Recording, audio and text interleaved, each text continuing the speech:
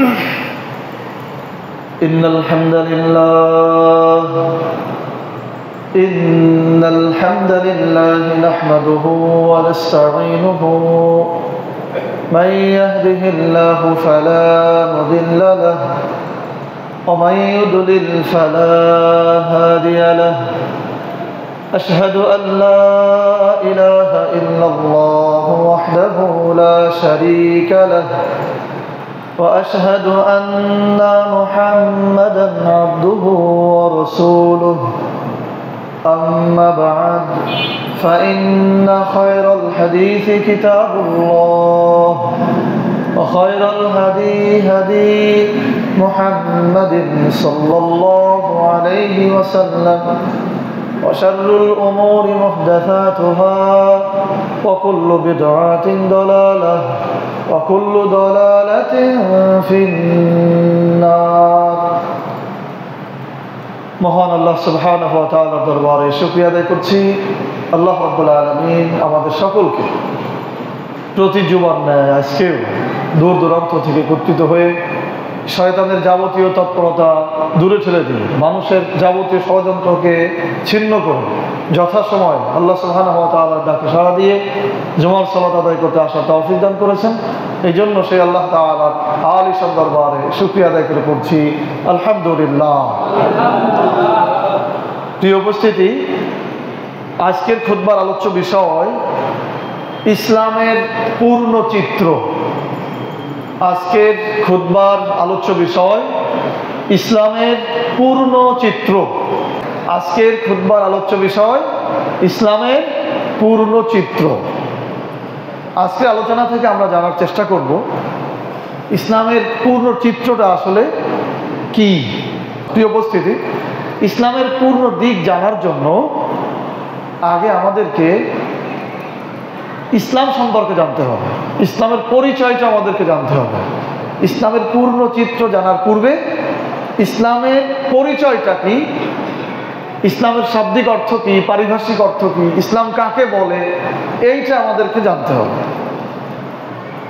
প্রথমে আমরা জানবো ইসলামের শাব্দিক পরিচয়। ইসলামের শাব্দিক পরিচয়। ইসলাম এটি কোরআনের একটি শব্দ। ইসলাম এটি কোরআনের একটি শব্দ। এই শব্দটি আল্লাহ সুবহানাহু ওয়া তাআলা নিয়েছেন আরবের ভাষা থেকে। আরবরা আত্মসমর্পণ এই কথাটা বোঝানোর জন্য ইসলাম শব্দ বা সিলমুন শব্দ ব্যবহার করত। আরবরা আত্মসমর্পণ, তাদের একটা ভাষা আছে না, আরবরা যদি কাউকে আত্মসমর্পণের জন্য বলতো তাহলে সেখানে সিলমুন বা ইসলাম এই বিষয়গুলো এই ধরনের শব্দ ব্যবহার করত। তো আল্লাহ সুবহানাহু ওয়া তাআলা তো আরব ভাষাভাষীদের জন্য আরব ভাষা দিয়েই কোরআন অবতীর্ণ করেছেন। এই জন্য ইসলাম শব্দটিও ওই আরবদের যে ভাষা আত্মসমর্পণ অর্থে যেটা ব্যবহার করত সেই ভাষা থেকেই আল্লাহ তাআলা নিয়েছেন। তাহলে ইসলাম শব্দটি মূলত সিলমুন থেকে এসেছে। কোথা থেকে এসেছে? সিলমুন। মূল শব্দ হচ্ছে সিলমুন। সিলমুন থেকে ইসলাম। সিলমুন শব্দের অর্থ হচ্ছে আত্মসমর্পণ করা, আনুগত্য করা, মেনে নেওয়া। ইসলাম শব্দের অর্থ কি? আত্মসমর্পণ করা, মেনে নেওয়া, আনুগত্য করা। তাহলে ইসলাম শব্দের অর্থটা আমাদের খুব ভালো করে মনে রাখতে হবে। ইসলাম শব্দের অর্থ হচ্ছে আত্মসমর্পণ করা, মেনে নেওয়া, আনুগত্য করা। আমাদের সমাজে আমাদের বই খাতাতে ইসলাম শব্দের একটি অর্থ আছে, সেটা হচ্ছে ইসলাম অর্থ শান্তি। ইসলাম অর্থ কি? শান্তি। এই কথাটি সঠিক নয়। ইসলাম শব্দের অর্থ শান্তি, এই অর্থটি সঠিক নয়।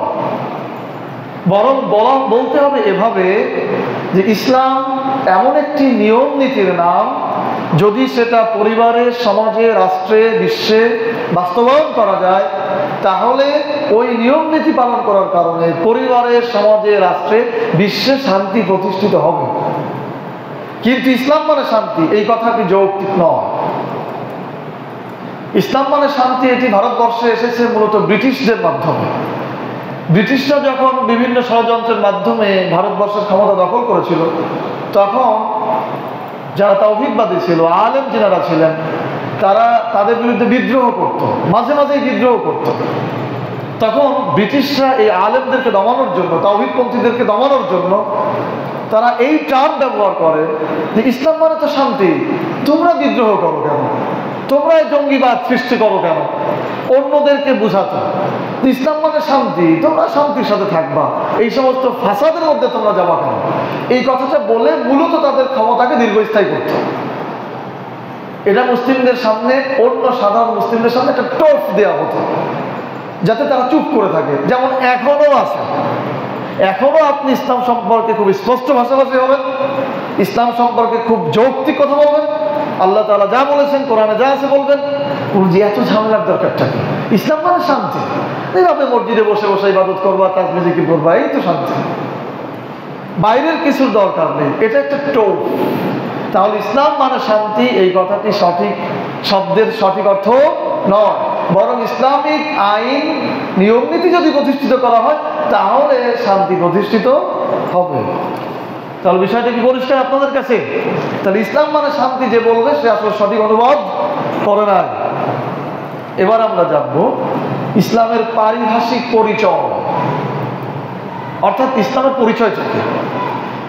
ইসলাম এমন একটি জীবন ব্যবস্থা বা আদর্শের নাম যার মধ্যে মানব জীবনের জীবন পরিচালনার জন্য সকল নিয়ম নীতি বিদ্যমান রয়েছে। ইসলাম এমন একটি ধর্ম, এমন একটি আদর্শের নাম, এমন একটি জীবন ব্যবস্থার নাম যার মধ্যে মানব জাতির মানব জীবন পরিচালনার জন্য যাবতীয় বিধিবিধান লিপিবদ্ধ রয়েছে।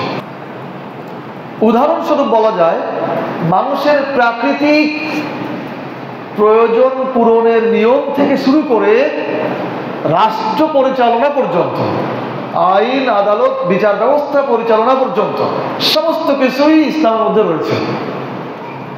তাহলে আমি কি বুঝালাম?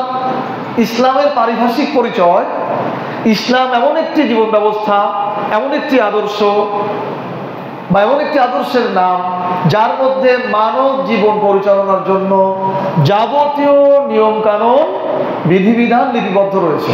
উদাহরণস্বরূপ বলা যায়, মানুষের প্রাকৃতিক প্রয়োজনের নিয়ম থেকে শুরু করে রাষ্ট্র পরিচালনা পর্যন্ত, আইন আদালত বিচার ব্যবস্থা পরিচালনা পর্যন্ত সমস্ত কিছু ইসলামের মধ্যে রয়েছে। তাহলে ইসলাম এমন একটি জীবন ব্যবস্থা, এমন একটি আদর্শ, এমন একটি ধর্মের নাম যার মধ্যে মানব জীবন পরিচালনার জন্য সমস্ত নিয়ম নীতি বিদ্যমান। উদাহরণস্বরূপ বলা যায়, মানুষের প্রাকৃতিক প্রয়োজন পূরণের নিয়ম থেকে শুরু করে রাষ্ট্র পরিচালনা পর্যন্ত, আইন আদালত বিচার ব্যবস্থা পরিচালনা পর্যন্ত সমস্ত কিছু ইসলামের মধ্যে বিদ্যমান। এমন ধর্মে, এমন জীবন ব্যবস্থায়, এমন আদর্শে আল্লাহ সুবহানাহু ওয়া তাআলা আমাদেরকে দিয়েছেন। বলেন সুবহানাল্লাহ।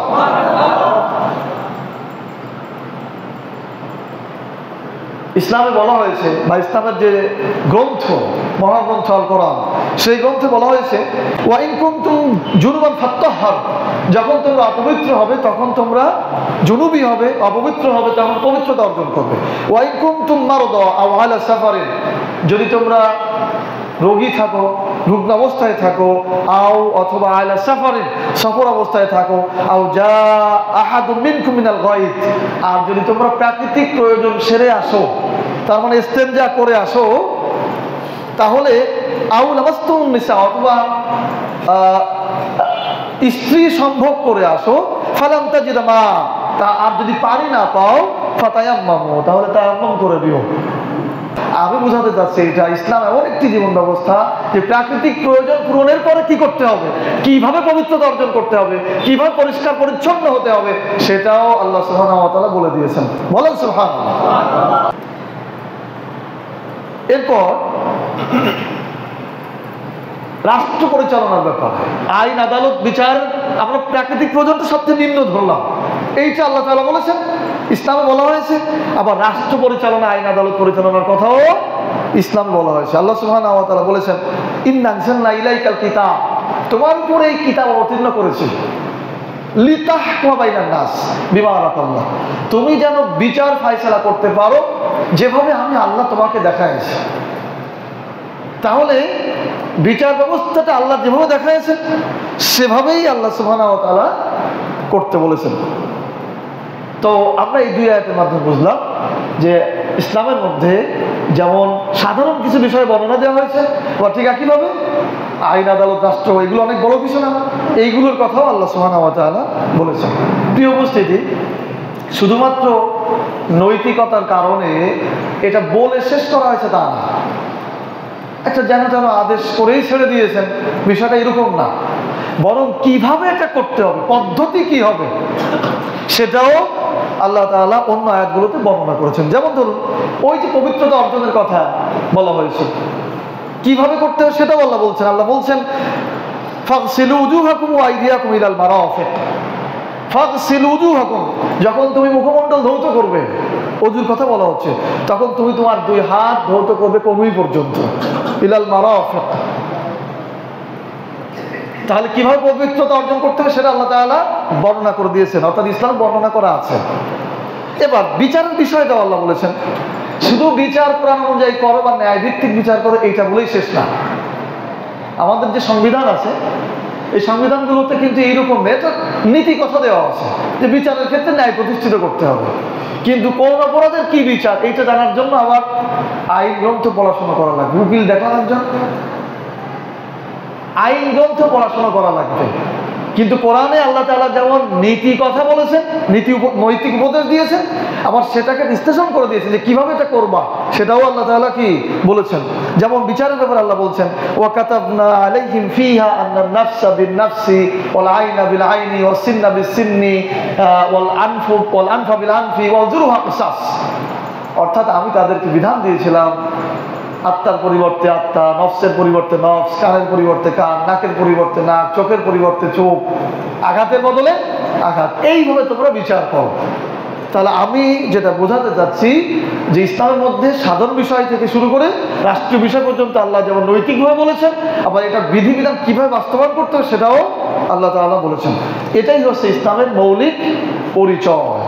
প্রিয় উপস্থিতি, আলোচনার বিষয় হচ্ছে ইসলামের পূর্ণ চিত্র। এখন আমরা যাব ইসলামের সেই পূর্ণ চিত্রর দিকে। ইসলাম মূলত দুইটা ভাগে বিভক্ত। ইসলামের দুইটা দিক রয়েছে। কয়টা দিক রয়েছে? কয়টা দিক? ইসলামের দুইটা দিক রয়েছে। এক, ইবাদত কেন্দ্রিক দিক। দুই, মানব জীবন নিয়ন্ত্রণ কেন্দ্রিক দিক অথবা শাসন কেন্দ্রিক দিক। আমরা প্রথমে ইবাদত কেন্দ্রিক দিকগুলো জানবো। আল্লাহ সুবহানাহু ওয়া তাআলাকে সন্তুষ্ট করার জন্য, আল্লাহর দাসত্ব প্রমাণের জন্য আমাদেরকে ইবাদত করতে হবে। আর সেই ইবাদতগুলো বা সেই ইবাদত কেন্দ্রিক দিকগুলো হচ্ছে সালাত, সিয়াম, হজ, যাকাত, তাসবিহ, জিকির, কোরআন তেলাওয়াত, প্রতিবেশীর সাথে সদাচরণ, দান সদকা, অমুসলিমদের সাথে সদাচরণ, মা বাবার সাথে সদাচরণ, সন্তানের সাথে সদাচরণ, স্ত্রীর সাথে সদাচরণ, স্বামীর সাথে সদাচরণ, এইগুলি হচ্ছে ইবাদত কেন্দ্রিক দিক। আর এগুলোর ব্যাপারে আল্লাহ সুবহানাহু ওয়া তাআলার নির্দেশনাও রয়েছে, ইসলামে এগুলোর ব্যাপারে নির্দেশনাও রয়েছে। যেমন নামাজ সম্পর্কে বলা হয়েছে হাফিজু আলাস সালাত ওয়া সালাতুল উসতা, তোমরা সালাতের প্রতি যত্নবান হও, বিশেষ করে মধ্যবর্তী সালাতে। সূরা বাকারা নম্বর 238। তাহলে সালাতের নির্দেশনা আমরা পেয়ে গেলাম। আমরা তো সালাত আদায় করি, ঠিক কি না বলেন? আমরা সালাত আদায় করি, জি। রোজা সম্পর্কে বা সিয়াম সম্পর্কে আল্লাহ সুবহানাহু ওয়া তাআলা বলেছেন কুতিবা আলাইকুমুস সিয়াম কামা কুতিবা আলাল্লাযিনা মিন ক্বাবলিনা লাআল্লাকুম তাত্তাকুন, তোমাদের উপরে সিয়ামকে, রোজাকে ফরজ করা হয়েছে যেমনভাবে তোমাদের পূর্ববর্তীদের উপরেও ফরজ করা হয়েছিল। আমরা সিয়াম পালন করি কি না? আমরা কি সিয়াম পালন করি কি না? করি। হজ সম্পর্কে আল্লাহ সুবহানাহু ওয়া তাআলা বলেছেন ওয়াতিমুল হাজ্জা ওয়াল উমরাতা লিল্লাহ, তোমরা হজ এবং উমরা আদায় করবে। সূরা বাকারা নম্বর 196। যাকাত সম্পর্কে আল্লাহ তাআলা বলেছেন ওয়াকিমুস সালাত ওয়া আতুজ যাকাত, তোমরা সালাত কায়েম করবে, যাকাত আদায় করবে। সূরা বাকারা নম্বর 43। দান সদকা সম্পর্কে আল্লাহ সুবহানাহু ওয়া তাআলা বলেছেন আনফিকু মিম্মা রাযাকনাকুম মিন ক্বাবলি আইয়াতি আইয়ামুল লা বাইয়ুন ফীহি ওয়ালা খুল্লাতু ওয়ালা শাফা ওয়াল কাফিরুনা হুমুয যালিমুন। হে বিশ্বাসীরা, আমি তোমাদেরকে যেই সম্পদ দিয়েছি, যা কিছু তোমাদেরকে দান করেছি, জমিন থেকে যা কিছু তোমরা অর্জন করেছো এর থেকে তোমরা দান করো, ব্যয় করো আল্লাহর পথে। সেই দিন আসার পূর্বে, যেই দিন তোমার কোনো বেচা কেনা কাজে আসবে না, কোনো বন্ধুত্ব কাজে আসবে না, কোনো সুপারিশও কাজে আসবে না, সেই দিন আসার আগেই আল্লাহর পথে ব্যয় করো। সূরা বাকারা নম্বর 254। এরপর পিতামাতা সম্পর্কে আল্লাহ সুবহানাহু ওয়া তাআলা বলেছেন, ওয়া ক্বাদা রাব্বুকা আল্লা তা'বুদু ইল্লা ইয়্যাহু ওয়া বিল ওয়ালিদাইনি ইহসান ইম্মা ইয়াবলুগান্না ইনদাকাল কিবারা আহাদাহুমা আও কিলাহুমা ফালা তাকুল লাহুমা উফ ওয়া লা তানহারহুমা ওয়া কুল লাহুমা কাওলান কারীমা ওয়া কুর রাব্বিরহামহুমা কামা রাব্বায়ানি সগীরা। আল্লাহ বলছেন, তোমার প্রতিপালক তোমাদেরকে নির্দেশ দিচ্ছেন শুধুমাত্র তার ইবাদত করবে, আর এরপরই তোমার পিতামাতার সাথে সদাচরণ করবে। বিশেষ করে তাদের দুজনের একজন কেউ যদি বার্ধক্যে উপনীত হয়, তার ব্যবহারে কথায় কষ্ট পেয়ে উফ শব্দটি পর্যন্ত করবে না। তাদের জন্য দয়ার হাত বাড়িয়ে দিবে আর তাদের জন্য দোয়া করবে। আপনারা দোয়া করেন তো দেখি, আমি শুরু করে দিই। রব্বিরহামহুমা কামা রাব্বায়ানি সগীরা, এই দোয়া করতে বলেছি। তাহলে আমরা এই বিষয়গুলি মূলত ইবাদত কেন্দ্রিক দিক, এগুলো মোটামুটি ভাবে আমরা পালন করি। তাহলে এগুলো হচ্ছে ইসলামের এক অংশ। এগুলো ইসলামের কোন অংশ? এক অংশ, কিন্তু পরিপূর্ণ অংশ নয়। আমাদের সমাজের মানুষের ধারণা ইসলাম মানে নামাজ, রোজা, হজ, যাকাত, তাসবিহ, তাহলিল, শেষ। এইটা হচ্ছে এক অংশ। এটা কি ভাই? যুবকরা বলো, এটা কি এক অংশ? কোরআনে খুঁজলে এই আয়াতগুলো আপনারা পাবেন। তার মানে কোরআনের অর্ধেকে এইগুলো আছে। এবার আমরা জানবো ইসলামের শাসন কেন্দ্রিক দিক তথা দ্বিতীয় দিক। আমরা প্রথমে কয়টা দিকের কথা বলেছি? দুইটা দিকের কথা বলেছি। তাহলে ইবাদত কেন্দ্রিক দিক বললাম, এবার বলবো শাসন কেন্দ্রিক দিক। পৃথিবীতে মানব জীবনকে বা মানব জাতিকে নিয়ন্ত্রণ করার জন্য, মানুষের চরিত্রকে নিয়ন্ত্রিত করে রাখার জন্য, তারা যেন পশু চরিত্রের হয়ে না যায়, এইরকম শালীন চরিত্র রাখার জন্য বা মানুষের পারস্পরিক ব্যবহার বা এই বিষয়গুলোকে ঠিক রাখার জন্য ইসলামের শাসন কেন্দ্রিক দিক রয়েছে। শাসন কেন্দ্রিক দিকের মধ্যে যেমন রয়েছে ফৌজদারি অপরাধের দণ্ডবিধি। ফৌজদারি অপরাধের দণ্ডবিধি। ফৌজদারি অপরাধ বোঝেন আপনারা? মারামারি, হত্যা, এগুলো কি ফৌজদারি অপরাধ।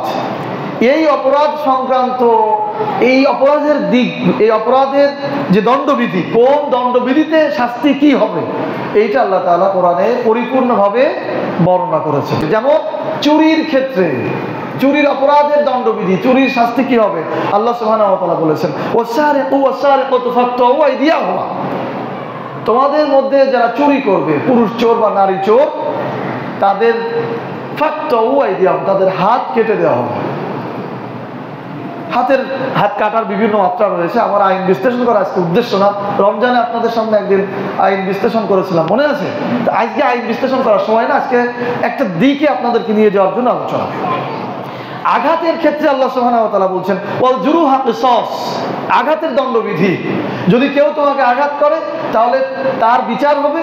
দণ্ডবিধি হচ্ছে তাকেও সমপরিমাণ আঘাত দেওয়া। আবার ইচ্ছা করলে ক্ষমাও করে দিতে পারো। প্রত্যেকটা ক্ষেত্রে কিন্তু শেষে ক্ষমা আছে। তোমাকে আঘাত করেছে, তুমি তাকে ইচ্ছা করলে আঘাত করতে পারো সমপরিমাণ। বেশি করলে আবার তুমি দায়ী হয়ে যাবা। আর যদি তুমি তাকে ক্ষমা করে দাও তাহলে আবার তুমি আল্লাহর কাছেও কি ক্ষমা পেয়ে যাবা। 3 নম্বর, হত্যার ক্ষেত্রে আইন দণ্ডবিধি।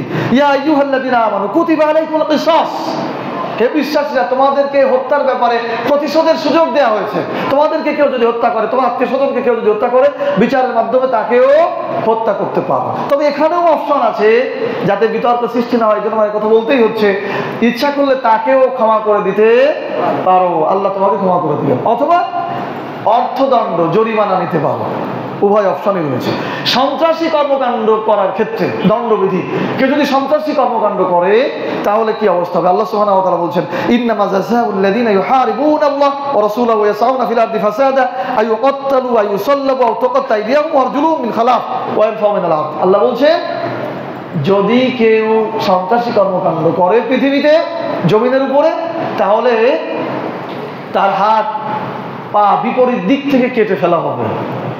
বাম দিকে হাত কাটলে ডান দিকে পা কেটে ফেলা হবে, অথবা শুলে চড়ানো হবে, অথবা দেশ থেকে বহিষ্কার করা হবে। এর প্রত্যেকটি কিন্তু অপশন, অবলিক, একটা না হলে আরেকটা, একটা না হলে আরেকটা। সূরা মায়েদা নম্বর 33। তাহলে আমরা এই আয়াতগুলোর মাধ্যমে যা বোঝাতে চাচ্ছি যে ইসলামের মধ্যে শাসনকেন্দ্রিক দিকগুলোর মধ্যে এই আইনগুলো রয়েছে। এবার দেখেন দেওয়ানি আইনের ক্ষেত্রে আল্লাহ বলেছেন, দেওয়ানি আইন বোঝেন তো আপনারা? দেওয়ানি আইন মানে কি? জমা জমির বিষয়ে যে সমস্ত সমস্যা রয়েছে তার সমাধানের জন্য যে দণ্ডবিধি রয়েছে সেটি। দেওয়ানি আইনের ক্ষেত্রে আল্লাহ সুবহানাহু ওয়া তাআলা বলছেন ওয়ালিকুল্লি জাআলনা মাওয়ালি মিম্মা তারাকাল ওয়ালিদান ওয়াল আকরাবিন। আল্লাহ বলছেন নিকটাত্মীয় এবং পিতা মাতার সম্পত্তিতে আমি নির্দিষ্ট উত্তরাধিকারী ঠিক করে দিয়েছি। অর্থাৎ সম্পত্তির উত্তরাধিকারী কে কে হবে সেটাও আমি কোরআনে ঠিক করে দিয়েছি। বিস্তারিত বলার সময় নেই, একবারে কাকে কতটুক দেওয়া হবে এটাও আল্লাহ তাআলা কি বলে দিয়েছেন। তাহলে আমরা বলতে পারি এইগুলো হচ্ছে ইসলামের শাসনকেন্দ্রিক দিক। এগুলো কি ইসলামের শাসনকেন্দ্রিক দিক। এছাড়াও আপনারা যদি আরেকটু উচ্চাঙ্গে বিশ্লেষণ করেন, ইসলামের রাষ্ট্রনীতি, ইসলামের পররাষ্ট্রনীতি, ইসলামের শাসন নীতি, ইসলামের অমুসলিম নীতি, নারী নীতি, এই সমস্ত বিষয় কোরআনে স্পষ্টভাবে লিপিবদ্ধ রয়েছে। তাহলে আমরা বলতে পারি যে এই বিষয়গুলি হচ্ছে ইসলামের আরেক দিক, শাসন কেন্দ্রিক দিক। এখন আপনাদের কাছে বা জনতার কাছে প্রশ্ন, বলেন তো আমরা ইসলামের প্রথম অংশ নামাজ, রোজা, হজ, যাকাত যেভাবে পালন করি ইসলামের দ্বিতীয় অংশ সেইভাবে পালন করি কিনা? একসাথে সবার উত্তর দিতে হবে, পালন করি কিনা? করি না। তো ইসলামের ইবাদত কেন্দ্রিক দিক আর ইসলামের শাসন কেন্দ্রিক দিক, এই দুইটা মিলেই হচ্ছে ইসলামের পূর্ণ চিত্র। আলোচনার বিষয় কি ছিল? ইসলামের পূর্ণ চিত্র। ইসলামের শাসন কেন্দ্রিক দিক, ইসলামের ইবাদত কেন্দ্রিক দিক, এই দুইটা যখন একসাথে হবে তখন হবে পূর্ণ ইসলাম। তাহলে আমাদের দেশে ইসলাম কি পূর্ণ না অপূর্ণ? অপূর্ণ। আপনারাই উত্তর দিয়েছেন, মাশাআল্লাহ। তাহলে আমি বোঝাতে সমর্থ হয়েছি। জি আলহামদুলিল্লাহ।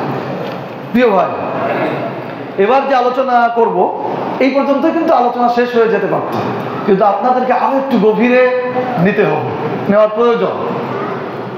তার আগে আমি যে কথাটি বলবো সেটি হচ্ছে, এই মসজিদে আমার পরিচয় হচ্ছে আমি খতিব। আমি কি? খতিব। খতিব মানে যিনি নসিহা করেন, যিনি নসিহা করেন, উপদেশ দেন। আচ্ছা, স্কুল, কলেজ, ইউনিভার্সিটি, মাদ্রাসাগুলোতে যারা উপদেশ দেন তাদেরকে কি বলা হয়? শিক্ষক বা মাস্টার, লেকচারার, যাই বলেন না কেন, মূলত পরিচয় শিক্ষক। তাহলে এখানে আমার বাংলা পরিচয়টা কি? আমি কি? সবাই বলতে হবে আমি কি? আমি শিক্ষক। এখানে দাঁড়ানো অবস্থায় আমি আপনার থেকে বেশি বুঝি, আপনি আমার থেকে বেশি বোঝেন না, কারণ আমি কি? শিক্ষক। এবং শিক্ষককে যদি অসম্মান করেন তাহলে আপনার পড়াশোনা হবে? উস্তাদদের সম্মান যে কত বেশি এটা মাদ্রাসায় পড়লে বোঝা যাবে। তো আমি হচ্ছে শিক্ষক। আমি চাই না আপনাদের কাউকে অপমান করতে। আমি শুধু এটা চাই আমার ছাত্র যারা হবে তারা যেন সঠিক জ্ঞানটা পায়, তারা যেন তাদের সামনে যে পরীক্ষাগুলো আছে সেই পরীক্ষায় যেন তারা উত্তীর্ণ হয়। এই জন্য শিক্ষকরা ধমক দেন, বেদ ব্যবহার করেন, মাঝে মাঝে কিছু অসন্তোষমূলক কথাও বলেন কি না? তার জন্য কি ছাত্ররা রাগ করবে? কথা বলেন, রাগ করবে? তাহলে আপনারা কি আমার পর রাগ করবেন? সবাই বলেন, করবেন না? আমি আপনাদের উপকারের জন্য আসছি ভাই। আপনার একজন দায়ী, যাতে আপনি পরিবর্তন হন, আপনি সংশোধন হন। জি, আল্লাহ তাআলা আমাদেরকে তৌফিক দান করুন, সবাইকে একসাথে দ্বীনের বিষয়গুলো প্রকাশ করা। বলেন আমিন। এবার আমরা জানবো বাংলাদেশের বা ভারতবর্ষে মুসলিমরা ইসলামের কতটুকু মানে, বাংলাদেশ বা ভারতবর্ষে ইসলামের কতটুকু মান্য হয়। আমরা জানলাম যে ইবাদত কেন্দ্রিক দিক আর শাসন কেন্দ্রিক দিক, এই দুইটা হচ্ছে ইসলামের পূর্ণ দিক। তো ভারতবর্ষের মুসলিমরা নামাজ, রোজা, হজ, যাকাত, তাসবিহ, তাহলিল এইগুলোতে খুব পারদর্শী, কিন্তু শাসন কেন্দ্রিক দিক যেটা রয়েছে, আইন, আদালত, বিচার ব্যবস্থা, এগুলো তারা পালন করতে পারে না। তার মানে বাংলাদেশের মানুষ সহ ভারতবর্ষের মানুষ ইসলামের এক অংশ মানে। কত অংশ মানে? এক অংশ মানে। এখন এবার আমরা জানবো ইসলাম অর্ধেক মানলে ক্ষতি কি ভাই? ইসলাম অর্ধেক মানলে ক্ষতি কি? কি ক্ষতি আছে? কেন আমার এই কথাগুলি আপনাদের বলতে হচ্ছে? ইসলাম অর্ধেক মানলে ক্ষতি কি? পরিপূর্ণ ইসলাম তথা ইসলামের ইবাদত কেন্দ্রিক দিক ও শাসন কেন্দ্রিক দিক, এই দুইটাই মানার জন্য আল্লাহ সুবহানাহু ওয়া তাআলা নির্দেশনা দিয়েছেন। কে দিয়েছেন? আল্লাহ তাআলা বলছেন, ইয়া আইয়ুহাল্লাযীনা আমানু উদখুলু ফিস সিলমি কাফা ওয়া লা তাত্তাবিউ খুতুওয়াতিশ শাইতান ইন্নাহু লাকুম আদুউম মুবিন। হে বিশ্বাসীরা, হে ঈমানদারেরা, তোমরা ইসলামের মধ্যে পরিপূর্ণ প্রবেশ করো, পরিপূর্ণভাবে ইসলামের মধ্যে প্রবেশ করো, আর শয়তানের পদাঙ্ক অনুসরণ করো না, নিশ্চয় শয়তান তোমাদের প্রকাশ্য শত্রু। সূরা বাকারা আয়াত নম্বর 208। প্রিয় ভাইরা, এখন ইসলামে পরিপূর্ণ প্রবেশ করতে বলেছে, তার মানে আপনি যদি শুধু ইবাদত কেন্দ্রিক দিক নিয়ে থাকেন, তাহলে কি আপনি পরিপূর্ণ প্রবেশ করেছেন? করেন না। তাহলে আপনাকে অবশ্যই শাসন কেন্দ্রিকের মধ্যেও প্রবেশ করতে হবে। আর যদি আপনি এক অংশ পালন করেন, তাহলে কি হবে? আল্লাহ সুবহানাহু ওয়া তাআলা বলছেন, আফাতুমিনুনা বিবাদিল কিতাব ওয়া তাকফুরুনা বিবাদ ফামা জাযাউ মান ইয়াফআল যালিকা মিনকুম ইল্লা খিযু ফিল হায়াতিদ দুনিয়া ওয়া ইয়াউমাল কিয়ামাতি ইউরাদ্দুনা ইলা আশাদ্দিল আযাব।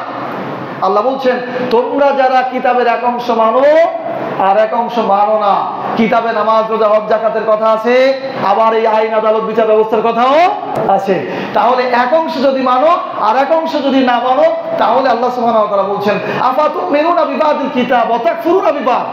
তোমরা যদি কিতাবের অংশ মানো, এক অংশ মানো আর এক অংশ ছেড়ে দাও, তাহলে তোমাদের এই কাজের প্রতিদানে, এই কাজের বদলা দেওয়া হবে, দুনিয়াতেই তোমরা অপমানিত হবে, দুনিয়াতেই তোমরা লাঞ্ছিত হবে। ইল্লা খিযু ফিল হায়াতিদ দুনিয়া, দুনিয়াতেই তোমরা কি হবে? অপমানিত হবে। ওয়া ইয়াউমাল কিয়ামাতি ইউরাদ্দুনা ইলা আশাদ্দিল আযাব, শুধু দুনিয়াতেই অপমানিত হবে তা নয়, হাসরের মাঠেও তোমাদের জন্য পীড়াদায়ক শাস্তি, অপমানজনক শাস্তি অপেক্ষা করছে। সূরা বাকারা আয়াত নম্বর 85। কোন যুবক ভাই এখনই ইউটিউবে কি বলে সার্চ দিয়ে আয়াত দেখেন, আমি যে অর্থ বলেছি ঠিক এটাই আছে। কোরআনের এক অংশ যদি কেউ মানে আর এক অংশ ছেড়ে দেয়, দুনিয়াতে সে অপমানিত হবে, লাঞ্ছিত হবে, আখিরাতেও তার জন্য শাস্তি অপেক্ষা করছে। প্রিয় ভাইরা, ইসলাম পূর্ণ মানতে হলে করণীয়টা কি? ইসলাম পূর্ণ যদি আমরা এতক্ষণ যা বুঝেছি, এই বুঝটুকু কি আমাদের হয়েছে যে আমাদের ইসলাম পূর্ণ মানার প্রয়োজন? হ্যাঁ অথবা না? জি, মাশাআল্লাহ। তাহলে ইসলাম পূর্ণ মানতে হলে করণীয়টা কি? কি করলে ইসলাম পূর্ণ মানা যাবে? ইসলামের দুইটা দিক, এক হচ্ছে ইবাদত কেন্দ্রিক দিক আর এক হচ্ছে শাসন কেন্দ্রিক দিক। পৃথিবীর যে কোনো ভূখণ্ডে সাধারণভাবে এক অংশ মোটামুটিভাবে মানা যায়, দুই একটা দেশ ছাড়া। নামাজ রোজা হজ যাকাত এটা আমেরিকার মতো দেশেও কি পালন করা সম্ভব, কিন্তু ইসলামের শাসন কেন্দ্রিক যে দিকগুলো রয়েছে, আইন আদালত বিচার ব্যবস্থার যে দিকগুলো রয়েছে, এইটা বাংলাদেশেও পালন করা সম্ভব নয়। বাংলাদেশে কত সংখ্যক মুসলিম? 100 জনের মধ্যে ধরা হয় 90-92 জন। তারপরেও এদেশে ইসলামের দ্বিতীয় অংশটা পালন করা সম্ভব নয়, মানে পূর্ণ অংশ পালন করা সম্ভব নয়। এখন মানতে হলে কি করতে হবে? আপনার যদি ইসলাম পরিপূর্ণ পালন করতে হয়, তাহলে আপনি যেই ভূখণ্ডে বসবাস করেন, ওই ভূখণ্ডে আপনাকে ইসলামী শাসন প্রতিষ্ঠিত করতে হবে, ইসলামী আইন প্রতিষ্ঠিত করার মতো রাষ্ট্র ব্যবস্থা বাস্তবায়ন করতে হবে। যখন আপনি রাষ্ট্র ব্যবস্থা বাস্তবায়ন করতে পারবেন, তখন আপনি ইসলামের পূর্ণ দিক বাস্তবায়ন করতে পারবেন। উদাহরণস্বরূপ, আফগানিস্তানে 2022 সালের আগে কিন্তু পরিপূর্ণ ইসলাম পালন করা যেত না, কিন্তু যখন ইসলামী রাষ্ট্র প্রতিষ্ঠিত হয়েছে, ইসলামী শাসন ব্যবস্থা প্রতিষ্ঠিত হয়েছে, সেখানে এখন যেমন ইবাদতও করা যায়, আবার ইবাদত কেন্দ্রিক ইসলামও যেমন মানা যায়, আবার শাসন কেন্দ্রিক ইসলামও মানা যায়। আমাদের দেশে যদি ইসলাম প্রতিষ্ঠিত করতে পারি, ইসলামের শাসন প্রতিষ্ঠিত করতে পারি, তাহলেই পরিপূর্ণ ইসলাম পালন করা সম্ভব। আর আল্লাহ সুবহানাহু ওয়া তাআলা এর জন্য নির্দেশ দিয়েছেন, আনাকিমুদ্দিন, তোমরা দ্বীনকে কায়েম করো, দ্বীনকে প্রতিষ্ঠিত করো। শারাআ লাকুম মিনাদ-দ্বীন, তোমাদের জন্য আমি দ্বীনকে শারা করেছি, বিধিবদ্ধ করে দিয়েছি, যে এটা তোমরা প্রতিষ্ঠিত করলে তারপরে তোমরা উভয়টাই পালন করতে পারবা। আল্লাহকে যদি পরিপূর্ণভাবে সন্তুষ্ট করতে হয়, তাহলে আমাদেরকে পরিপূর্ণ ইসলামই পালন করতে হবে। সূরা শুআরা আয়াত নম্বর 13। তাহলে ইসলামের যে পূর্ণ ইসলাম পরিপূর্ণ পালন করতে হলে মূলত ইসলামী শাসন প্রতিষ্ঠিত করতে হবে। এখন আপনার প্রশ্ন থাকতে পারে যে আমি একা কি করে করব? আপনার মনে এই চিন্তা থাকতে হবে, এই চেতনা থাকতে হবে যে এই জমিন ইসলাম প্রতিষ্ঠিত হোক, এবং সেজন্য আপনাকে প্রচেষ্টা চালাতে হবে। আল্লাহ তাআলা আমাদের তৌফিক দান করুন, আমিন। সর্বশেষ যে পয়েন্টটি বলবো সেটি হচ্ছে, বাংলাদেশে ইসলাম পূর্ণ মানতে বাধা কি? বাংলাদেশে ইসলাম পূর্ণ মানতে বাধা কি? বাংলাদেশে ইসলাম প্রতিষ্ঠার জন্য দেশীয় এবং আঞ্চলিক ও আন্তর্জাতিক উভয় বাধা রয়েছে। যেন তেমনভাবে ছোট্ট মাথা দিয়ে ভাবলেই হবে না যে দেশে ইসলাম প্রতিষ্ঠিত হয় না কেন, অমুক দল এইটা করে না কেন, অমুক দল ওইটা করে না কেন, এত সহজে হবে না ভাই। এখানে বাংলাদেশে ইসলামী শাসন প্রতিষ্ঠার জন্য বাধা রয়েছে দেশীয়, আঞ্চলিক এবং আন্তর্জাতিক। প্রথমত দেশীয় বাধাগুলোর মধ্যে যা রয়েছে সেটি হচ্ছে আমাদের অধিকাংশ জনগণ ইসলামী শাসন ব্যবস্থা সম্পর্কে জ্ঞান রাখে না, ইসলামী আইন ব্যবস্থা সম্পর্কে জ্ঞান রাখে না। ইসলামী শাসন প্রতিষ্ঠিত হলে মানুষ কত নিরাপত্তা পাবে এইটা মানুষ জানে না। এইখান থেকে অতিক্রম করতে হলে আমাদের যা করণীয় সেটা হচ্ছে আমাদের মতো যারা খতিব, আমাদের মতো যারা দায়ী, সমস্ত ভয়কে দূরে ঠেলে দিয়ে প্রকাশ্যভাবে স্পষ্টভাবে ইসলামী শাসন, ইসলামী খেলাফত, ইসলামী আইন ব্যবস্থা এইগুলো মানুষের কাছে প্রচার করতে হবে। ওয়াজ মাহফিল, মসজিদ, যেখানে সেখানে এগুলো কি প্রচার করতে হবে। এবং যারা মুসলিম রয়েছে তারাও আরেকজনকে বলবে, ভাই ইসলামে এই আইন আছে, এইটা করলে এরকম হবে, এটা করলে দেশটা এরকম হবে, ভূখণ্ড এরকম হবে, এইভাবে ব্যাপকভাবে প্রচার করতে হবে। তাহলে মানুষ সচেতন হলে কিছুটা উপকারে আসবে। এরপর দেশীয় বাধার মধ্যে বড় বাধা হচ্ছে বাংলাদেশের বিভিন্ন বড় সেকুলারপন্থী রাজনৈতিক দল। দেশীয় যে বাধাগুলি রয়েছে, বাংলাদেশের দেশীয় বাধার দ্বিতীয় বাধা হচ্ছে যে সমস্ত বড় রাজনৈতিক দলগুলো রয়েছে যারা গণতান্ত্রিক পন্থায় বা সমাজ ধর্মনিরপেক্ষতা মতবাদ পন্থায় যারা রাষ্ট্র পরিচালনা করতে চায়, এই সমস্ত বড় দলগুলি একটা বড় ধরনের বাধা। এরা ইসলামী শাসন প্রতিষ্ঠিত হোক এটা চায় না, না জেনে হোক, না বুঝে হোক, যে কোনোভাবেই তারা চায় না। কিন্তু আসলে তাদের বোঝা উচিত যে আমরা মুসলিম, আমাদের ইসলামী শাসন যদি প্রতিষ্ঠিত না করি দুনিয়াতে অপমানিত হব, পরকালেও লাঞ্ছিত হব। তো সেই ভাইদেরকে বোঝানোর দায়িত্ব আমার আপনার। তাদেরকেও আপনারা যদি খুব তুচ্ছ করে দূরে ঠেলে দেন, না তুই এই দল করিস, তোর সাথে কোনো কথা নেই, তুই এই দল করিস, তুই কাফের হয়ে গেছিস, এইরকম করলেও কিন্তু মুশকিল। তাকে বোঝাতে হবে, কারণ সে তো না বুঝেই এইগুলো করতেছে। আমাদের দেশের শিক্ষা ব্যবস্থা, রাষ্ট্র ব্যবস্থা এইগুলো করে ফেলেছে।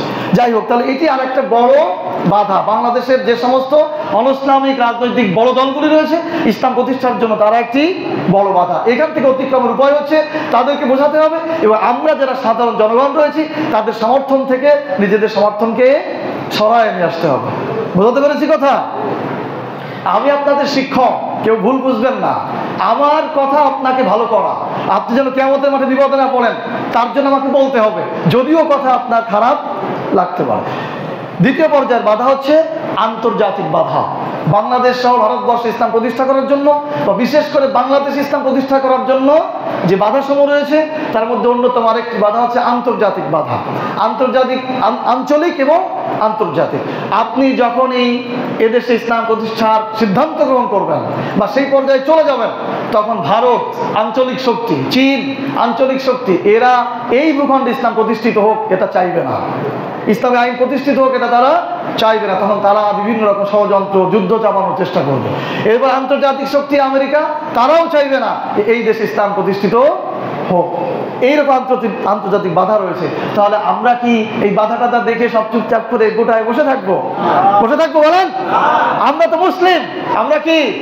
আমরা আল্লাহর শাসন বাস্তবায়ন করার জন্য পৃথিবীতে এসেছি, আল্লাহর খেলাফত প্রতিষ্ঠিত করার জন্য পৃথিবীতে এসেছি। আমাদের মৃত্যু কখনোই হবে না যতক্ষণ আল্লাহ রাব্বুল আলামিনের নির্দেশনা না আসবে। কাজেই গোটায় গাটায় বসে থাকলে হবে না, আল্লাহ ইসলাম প্রতিষ্ঠিত করে দিয়ে যাবে না। তাহলে কি করতে হবে? আল্লাহ সুবহানাহু ওয়া তাআলা কি করতে হবে সেই নির্দেশনা দিয়েছেন। আল্লাহ বলেছেন ওয়াইদুল লাহুম মাসতাতাতুম মিন কুওয়া, আল্লাহ সরাসরি নির্দেশনা দিয়েছেন ওয়াইদুল লাহুম মাসতাতাতুম মিন কুওয়া, তোমরা তোমাদের অস্ত্র শস্ত্রকে প্রস্তুত করে রাখো। ওয়ামির রিবাতিল খায়লি তুরহিবুনা বিহি আদুওয়াল্লাহ ওয়া আদুওয়াকুম, তোমাদের শত্রুদের এবং আল্লাহর শত্রুদেরকে ভয় দেখানোর জন্য তোমাদের অস্ত্রকে প্রস্তুত করে রাখো। সূরা আনফাল আয়াত নম্বর 60। সূরা আনফাল আয়াত নম্বর 60। এই সমস্ত আঞ্চলিক, আন্তর্জাতিক যারা ইসলাম প্রতিষ্ঠিত হতে দিতে চায় না, যারা যুদ্ধ চাপায় দিতে চায়, তাদের বিরুদ্ধে আমাদের অস্ত্র শস্ত্র প্রস্তুত রাখতে হবে। আল্লাহ সুবহানাহু ওয়া তাআলা সরাসরি বলেছেন ইয়া আইয়ুহাল্লাযিনা আমানু কাতিলুল লাযিনা ইয়ালুনাকুম মিনাল কুফফার ওয়া লিয়াজিদু ফীকুম গিলযা, তোমরা নিকটবর্তী কাফেরদের সাথে যুদ্ধ করো। এই সমস্ত আঞ্চলিক শক্তি যারা রয়েছে এরা যদি ইসলাম প্রতিষ্ঠায় বাধা হয়ে দাঁড়ায়, তাদের বিরুদ্ধে কি আল্লাহ তাআলা আগে কিতাল করতে বলেছেন, আগে যুদ্ধ করতে বলেছেন। সূরা তাওবা আয়াত নম্বর 123। তাহলে আমরা যদি এভাবে প্রস্তুতি গ্রহণ করি এবং সিদ্ধান্ত নেই যে আমরা ইসলামের পূর্ণটা মানব আর আল্লাহর দেওয়া পদ্ধতি অনুযায়ী যদি আমরা চেষ্টা করি, তাহলে আল্লাহ সুবহানাহু ওয়া তাআলা আমাদের দেশেও ইসলামী শাসন প্রতিষ্ঠিত করে দেওয়ার জন্য অপেক্ষায় রয়েছেন, শুধু আমাদের চেষ্টাটা দেখালেই হয়ে যাবে। আল্লাহ সুবহানাহু ওয়া তাআলা আমাদের সকলকে পরিপূর্ণ ইসলাম বাস্তবায়ন করার প্রচেষ্টায় অগ্রসর হওয়ার তৌফিক দান করুন, আমিন। সুবহানাকাল্লাহুম্মা ওয়া বিহামদিক আশহাদু আল্লা ইলাহা ইল্লা আনতা আস্তাগফিরুকা ওয়া আতুবু ইলাইক।